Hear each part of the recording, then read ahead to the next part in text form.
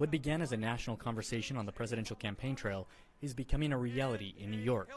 The Excelsior Scholarship, a more than $150 million annual college tuition program, is the answer to a rallying cry for free college tuition across U.S. state colleges. New York Governor Andrew Cuomo answered that call with a program offered to students whose families earn an annual income of $125,000 or less.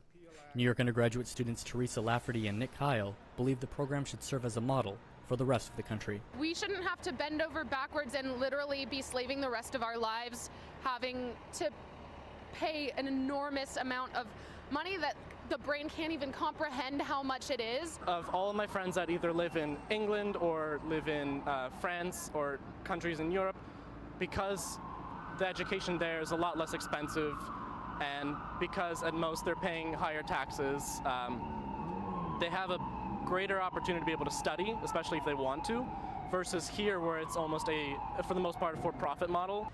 But for higher-earning families like prospective student Zaina and her mother Farina Sharif, the program does not go far enough. It kind of puts me in a tough spot because I wish I could go to those schools that have free tuition, but I mean, the financial aid packages that I'm getting from some of the schools are not exactly enough to bridge that kind of income, like that financial gap. I would kind of hope in future at least that they would increase the threshold and make it a little higher so we come under the bracket, because now what they're giving in terms of tuition for 4 years makes us under debt for over $200,000.